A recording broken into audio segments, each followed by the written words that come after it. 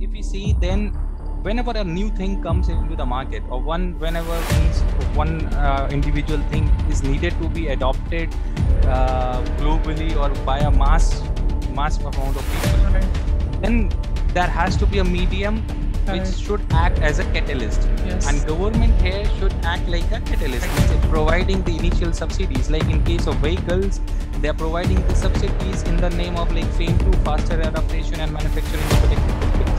And they are providing those things. They are exempting these vehicles from the taxes and all.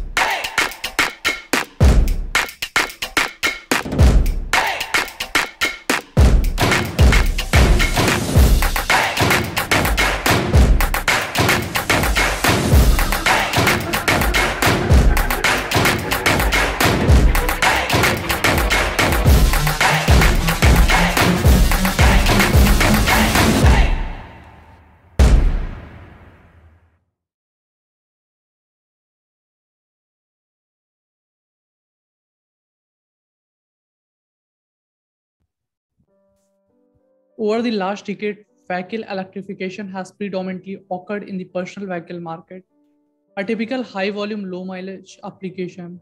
However, governments and policymakers are increasingly focused on improving local air quality and attention in turning towards higher mileage vehicle applications. These developments, combined with the increasing popularity of internal combustion engine vehicle, bans are putting additional pressure on mobility services to electrify. Hello and welcome to the Honest Talk by Freak Folks. I'm Harsh Pandey. For this particular session, we have with us Mr. Aayush Shukla sir. He's an electrical engineer turned automobile engineer and EV enthusiast working for an automotive MNC, leading a key team in the organization. He has over 3+ years of experience in the domain and have worked on various Indian and global EV development projects in the various variants of the vehicles. So first of all, sir, I welcome you to in this session. Thank you so much for joining and agreeing to share your thoughts with us. Yeah, thank you, Harsh. Thank you for having me in this session. Thank you so much, sir. It's a pleasure too. So moving to the topic of today's session, which we have chosen is the electric future of mobility as a service. Sir, my first question to you is kindly please explain to our viewers what infrastructure and resources are required to support mass adoption. What are the major implications for multiple industries, countries, and societies are large?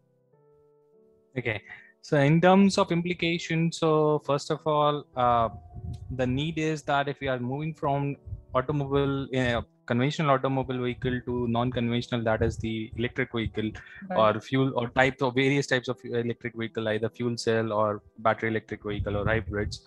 We definitely need a charging infrastructure. Right. Infrastructure for the availability of the raw material, for processing the raw material, for storing the raw material, and of course the mass manufacturing is required. The more reliability on electronics is there. So like we hear now these days, in last 6 months has been constant hearing that X organization has stopped its production because of lack of semiconductors available, lack of PCBs available. So in that sense, means these all things have, these all shortcomings have to be countered. These all shortcomings have to be addressed. Yes. And the major address for like most of the countries, leave apart the Western countries. Apart from the Western countries, most of the Asian, African countries, they need to address the problem of grid. So electricity grid infrastructure have to be upgraded to accommodate the electric charging station infrastructure. And the countries need to switch towards the conventional, move from the conventional source of energy to non-conventional source of energy. And like India and the other countries where the sunlight is available surplus throughout the year, they should adopt more of the non-conventional source of energy, like generating electricity from solar energy or from hydro energy or from nuclear energy.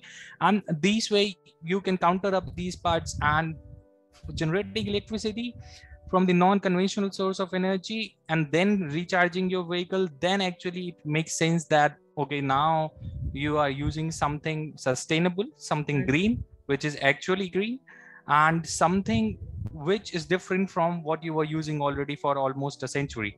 Indeed. So this is something the countries need to adopt. And in terms of raw material, like there is the raw material available is specifically on the battery side. Lithium is available only in the few countries, and more and more mining would be done. Best practices have not been decided. More and more land exploitation will be carried out, and it means there have to be a stringent policies. There have to be stringent policies on, first of all, uh, digging out the raw material, and second about when you're disposing the raw material. Right. So there is like lot of open points which have to be addressed. But yeah, this is something. E-mobility or electric vehicle is definitely the future technology, which will definitely someday will replace the ICE engine, I Indeed, believe. sir. I think you have very beautifully explained from beginning and what are the aspects, what are the challenges. You have actually covered very greatly. So my next question to you is, or rather, as you have told about the power grid and the green energies, and my next question to you is, what do you think, will power grid be able to handle increased electricity demand from EVs, and will supply of green energy continue to outpace demand for EVs? Yeah. So in terms of power grid, if I say, then the existing power grid, like in India, for example, in India, it's almost 25 years old, and it was never meant for such huge load. Even if you see, then when in peak summer days, leave aside the EV for now, in peak summer days when all the ACs and coolers and Exactly. everything are working on typical almost every part of the India, then you see that most of the electricity gets stripped, because the load constraint is such that your grid is not able to support that. And for that, your grid needs to be upgraded. But the good thing is that in a country like India, where we have like more than 138 crore people, so the grid is such that it's somehow holding the system, but it has to be upgraded. And then coming to the green energy, then the source of energy from the non-conventional source of energy, like solar or hydro or non-nuclear or wind, these are definitely the future. Like why we are moving ahead from the conventional vehicle, that is the diesel or gasoline, or what we can say petrol vehicles, to electric vehicles, is just a simple reason that to stop the dependency on coal Yes. or on the fossil fuels. And the conventional source of generating the electricity from on the thermal power plants is also the coal or the few fossil fuels, whether be it coal governed or gas governed, but it is the same. So we have to move ahead.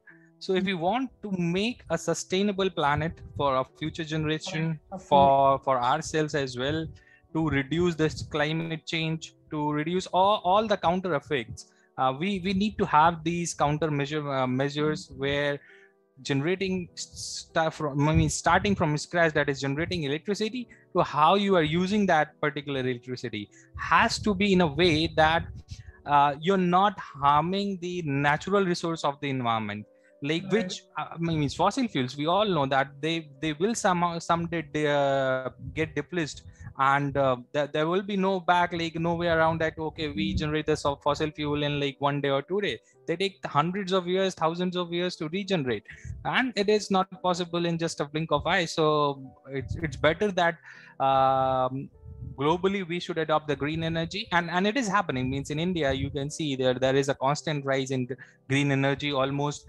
close to 30 to 40% is now the total cap is the green energy in terms of how what we generate. And in terms of like, there are few Western countries in Norway, Sweden, and countries like them, where the almost 80 to 90% generation of electricity is from the non-conventional source of energy. Like Norway, they have like surplus amount of wind energy, and they are using huge wind turbines to generate the energy. And now that's the case. Like if I tell you the example, in Norway, the electric vehicles are far more cheaper than the conventional diesel or gasoline vehicles. And why it is so? Because the electricity is surplus, and they are generating it out of the wind. They are not using coal, they are not burning any fuel, they are not spending anything on the fuel. And they are heavily subsidizing their vehicles, electric vehicles, and heavily imposing cess tax on the conventional vehicles. And people are adopting it. And why not? Because the performance is also the same, even better than the conventional vehicles. Correct. Indeed, sir. I think again it was really a very wonderful and insightful answer from your side on many levels. So my next question to you is, what do you think, can private enterprises profitably build out the necessary charging infrastructure, or will government need to step into force and or subsidize charger installation, especially in lower income communities? Yeah. So if you see, first of all, very nice question. So if you see, then whenever a new thing comes into the market, or whenever means one individual thing is needed to be adopted globally or by a mass amount of people, Right.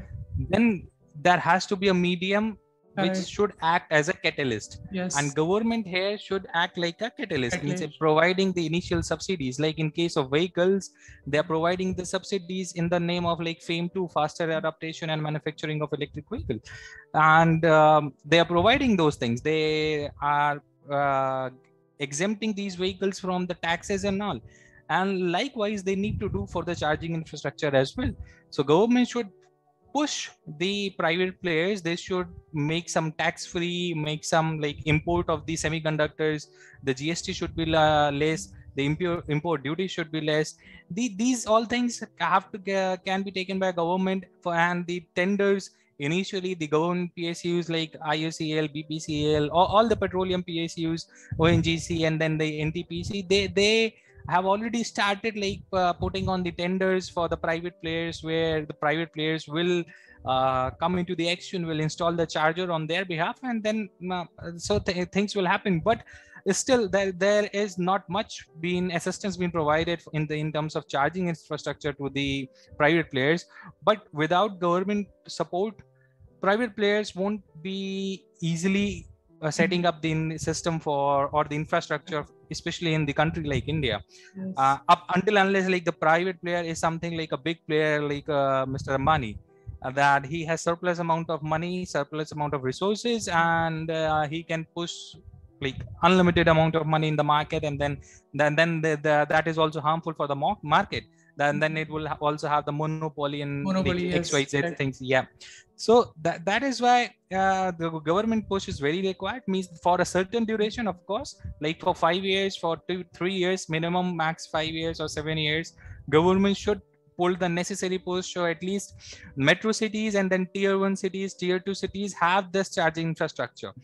Then Right. the private players would be equipped by themselves as such, like the cash flow will be such that they would be ready to make investments. As of now, like by private players, like I know the major charger development organization in India like Exicom, and the other organization like Delta Electronics, and then Tata, ABB, they import their chargers to India. So these guys manufacture close to 500 chargers in a year or 1,000 chargers in a year, because the demand is there. But where do they want to invest? Means initially they want to invest, and then they will get back after some time, and Yes. like nobody has such amount of money. And this help has to be provided by government. So as per my means, government push in the initial years, irrespective of whatever the technology is, if it has to be adopted by mass of people, then the government push has to be there. Correct. So my next question to you is, what do you think? How many legacy automakers will successfully transition from analog machine assemblers to hardware, software, battery companies with batteries at the core? Will most automakers also transition into energy storage business? Yes.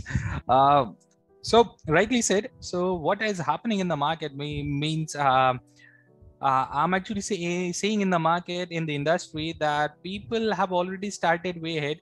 Although I think that the OEMs, most of the OEMs are some way little bit late starting on this segment. But there is always one thing: whichever OEM comes first will gain maximum.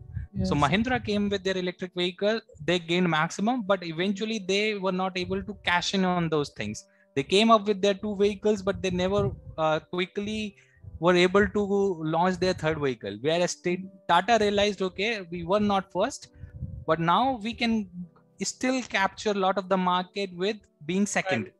And Tata launched their Tigor EV, and then they quickly launched their Tata Nexon EV, and which is a great success.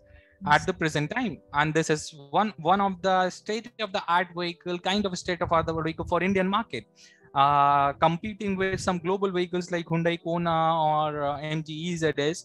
So quite a good vehicle where Mahindra is lacking behind. But in terms of private players or the switching from the conventional business to the non-conventional or the futuristic business, they will succeed. Me see, they have there already a huge chain of suppliers, huge chain of dealerships. They have their reputation in the market, and what they just need to do is build a better vehicle.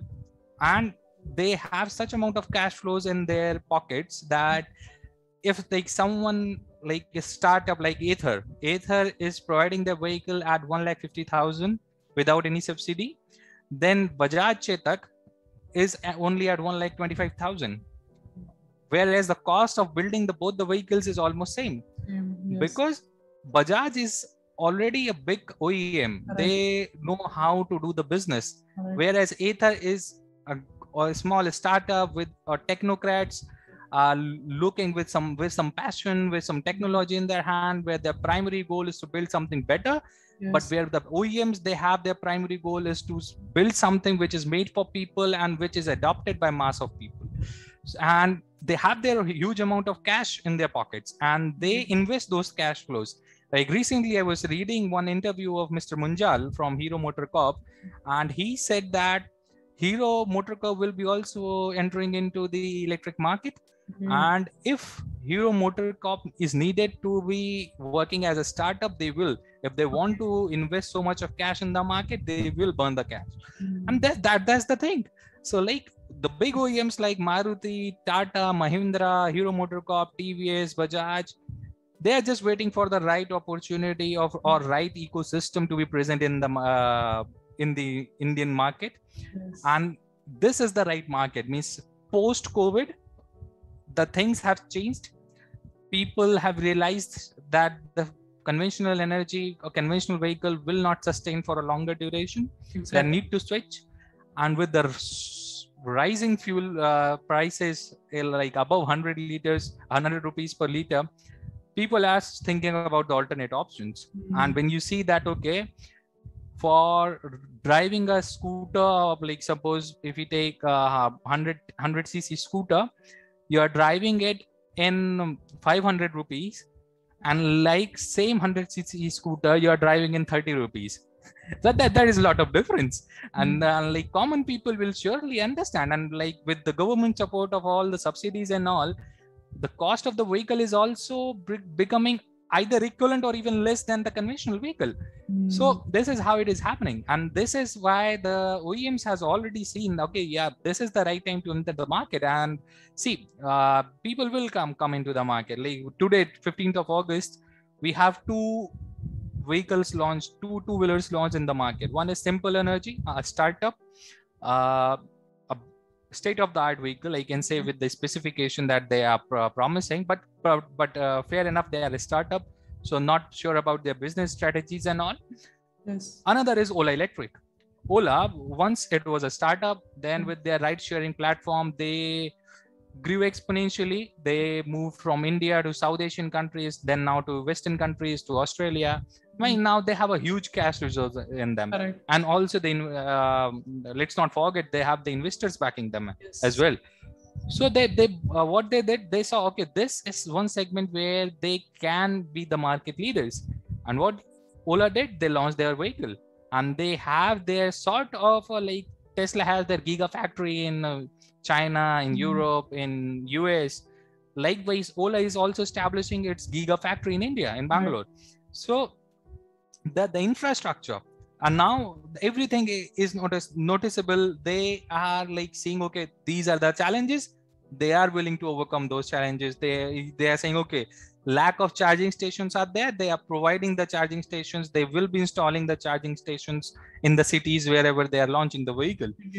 So the bigger the company is, more bigger the organization is, right, and the intent to adapt the new technology is there.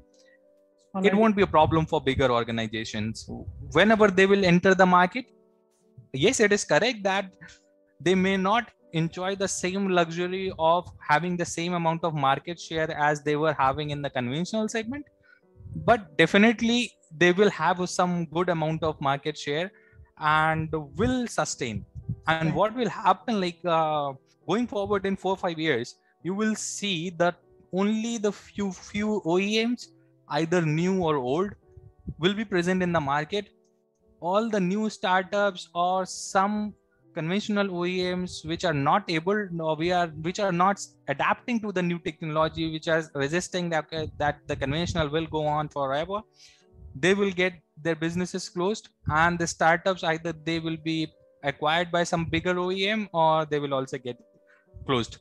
Because the bigger, it's like a simple analogy, like there is a pond. Now the small fishes are like enjoying their luxury, roaming around here and there, and until and unless the big fish comes in, everything is destroyed. The small fishes are also destroyed, and then the only thing remains in the pond is the big fishes. So Right. this is what will happen in the Indian automobile industry going forward in 4 or 5 years as well. Indeed. So my next question to you is, what do you think, with China being the largest market for automobiles in the world and its government aggressively pushing a future for electric vehicles, will Chinese automaker dominate in a future of global electric vehicles? And how will European, Asian, and American manufacturer partner with Chinese manufacturer to produce electric vehicles for both China and other markets? Yeah. So China, to be very frank, they understood the flow of the wind very early than the other countries. Yes. So when Tesla actually started building up, Mm. when Tesla was working on their Roadster product with their first vehicle, then China was already aware about, okay, now this has to be the next big thing. Yes. With the help of their government, with some policies, the mass adoption of the EV vehicles have been taken in the China. Lot more subsidies, lot more policies have been made for manufacturing, and the major advantage for China is the raw material. Yes. Availability of raw material, Right. like in electric vehicle, then we have like a biggest component is battery pack, Right. and in the battery pack almost 80% is the lithium. Yes. So, and China has like almost most of the lithium present, and in current world, Right. the amount of lithium which is being explored all over the world, most of the lithium is present in China only. Whereas in Europe or in US, it is not present. Neither in India nor in other South Asian countries. It is present in some South American countries, some African countries. It is there, where China has already smartly taken over the mines. They have done some land deal with the government, with the people, with the mine people, and they are the owners of those mines technically. So they are controlling things from A to Z at the moment. How the other countries can counter is like, okay, you can export the raw material from China or similar country, but what you can do, rest of the thing can be done in house in within that country. Like if we see in FAME, so Indian government did a very commendable job in determining this FAME 2 policy. So it's just, this policy is just not about the subsidies. This is about the strict rules, which will definitely lead India to the, if not the largest, but then the second largest e-mobility manufacturing hub in coming future. What they did is that they said, okay, you will get the subsidy if like XYZ components like e-machine, battery or power electronics, everything on the vehicle, most of the components, 50% of the components are made in India. Or like if you are developing a battery pack, then the cells can be imported from the other countries, but other than cells, you have to develop it in-house in India. Okay. And now the next step would be that the policy which is in the formulation, that you can now only import the raw material from outside the country, and you have to develop the cell inside the India. Otherwise, you won't be able to cash in the subsidies for your vehicles, and ultimately it will impact the businesses. So this is some like mandatory push from the government, and the people are following it. Otherwise, if this was not the case, then what people were saying, like, see, China is a global market at present, irrespective of whatever sector it is. And when we talk about electric vehicle or conventional vehicle, then also the China is a huge market. And in China, you have like variety of products, like in e-mobility. Suppose, for best example for us to see is when the e-mobility market in India was unregulated, totally unregulated, then these e-rickshaws started to, we started to see them in the market. And there was a sudden blast of these e-rickshaws, sudden exponential rise in these e-rickshaws throughout the country. And what was happening? People were getting these kits from China, and they were just developing. Initially, they were getting the complete vehicle kits from China, and then some of the people realized, okay, we can get the powertrain from China, means battery pack, motor, controller from the China. Whereas we can develop next thing like chassis and body of the vehicle, this can be developed here in India.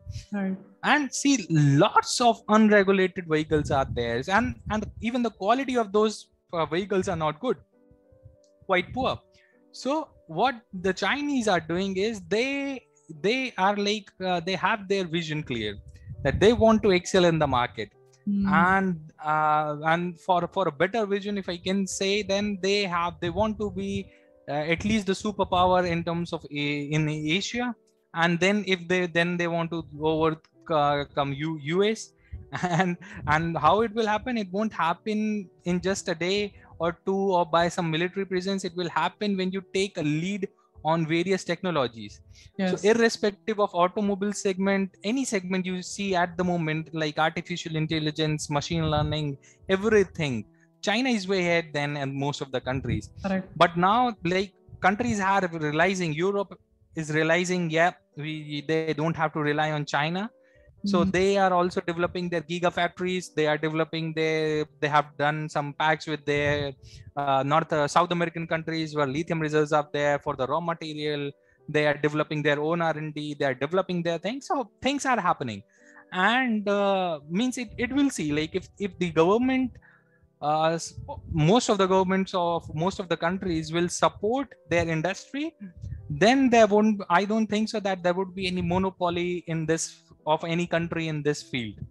But if like the governments won't support or the people won't adapt this technology, then there is no stopping China. And that means China or any country, whichever whosoever is pushing so much in this field. Exactly, sir. Again, it was a very wonderful answer from your side, and you have told many important things, and I'm sure the viewers who are watching, they are surely going to find this insightful, and you have actually focused on the things which needs to be discussed, and I'm happy that you have came in this session and discussed all those things. Thank you so much, sir, for joining and giving your important time. It was a kind of healthy conversation with you over the topic. Thank you, Harsh. Thank you. Thank you so much, sir. We look forward to conduct more such sessions with you in future. On the ground is where I stand. Never give up, that was always the plan. It's so cold outside. I'm alone, I'm alright. It's so cold outside. I'm alone.